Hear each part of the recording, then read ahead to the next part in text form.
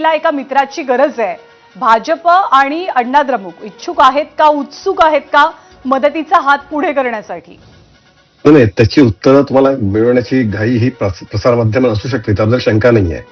पण मला असं वाटतं की संपूर्ण निकाल आल्यानंतर मला असं वाटतं भारतीय जनता पार्टीचं वरिष्ठ नेतृत्व एकूण निकाल काय येतो, कशा पद्धतीने येतो आणि मग काय निर्णय आपण घ्यायचा, काय डिसिजन घ्यायचा हे ठरवेल. पण या निमित्ताने एक गोष्ट मला स्पष्ट सांगायची वाटते की या केवळ हे सत्तांतर नाहीये.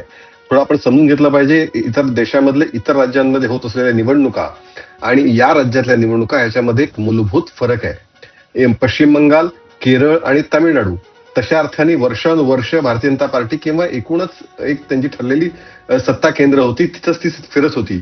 यावेळेस सत्तांतर म्हणजे जनतेने एका अर्थाने वर्षानुवर्ष जे भ्रष्टाचाराचं आणि एका अर्थाने मालकी पक्ष जे चालवतात त्यांना या ठिकाणी राज्यातनं उखडून टाकलेलं आहे.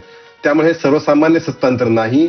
या देशाचं मूळ काय आहे, या देशातली जनता काश्मीर पासून कन्याकुमारीपर्यंत एकाच पद्धतीने विचार करते आणि ती विकासाची भाषा पंतप्रधान नरेंद्र मोदींची बोलतीये.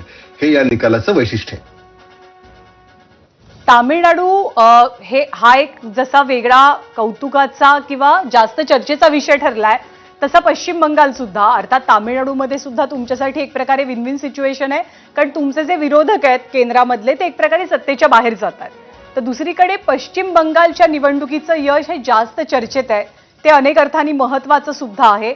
त्या यशाकडे तुम्ही कसं पाहता किंवा तुमचं विश्लेषण काय त्या यशाबद्दलचं? जहां हुए त्याचं विश्लेषण करायचं आतापर्यंत मी घोषणा देत होतो. जहां हुए शहीद श्यामाप्रसाद मुखर्जी वो कश्मीर हमारा है, ही आतापर्यंतची आमची घोषणा होती.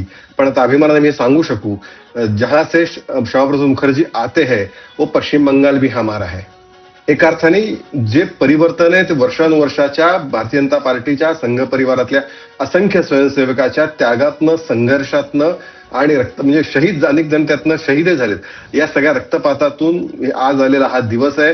पश्चिम बंगालचं म्हणूनच केवळ साधं सत्तांतर नाही, या तिन्ही राज्यातलं साधं सत्तांतर नाही, हे आपण नमूद केलं पाहिजे. पश्चिम बंगालमध्ये किती प्रचंड मोठ्या प्रमाणामध्ये ममता बॅनर्जींनी विरोध केला होता आपण सगळ्यांनी पाहिलं. अतिशय खालच्या स्तरावरती जाऊन अनेक आरोप करण्यात आले होते. तुम्हाला फक्त आठवण करून देऊ इच्छितो, जे मतदार काटली यादी कमी झाली, एकही मतदार असा इलेक्शनच्या काळात आला नाही की माझं मतदान होतं आणि मला मतदान करण्याचा अधिकार मिळाला नाही. पण तरी या सरकारबद्दल एक प्रचंड निगेटिव्ह नकारात्मकता राहुल गांधींपासून ममता बॅनर्जींपासून या सगळ्यांनी पसरवण्याचा प्रयत्न केला. ते अनेक मुद्द्यावरती केला. पण या देशातल्या जनता भ्रष्टाचार मुक्त शासन चाहते, हे ममता बॅनर्जीच्या पराभवाने आपल्याला स्पष्ट दिसून येत आहे. केशव उपाध्यायजी, आमचे सहकारी शिशुपाल आहेत, ते आपल्याला प्रश्न विचारतात. शिशुपाल.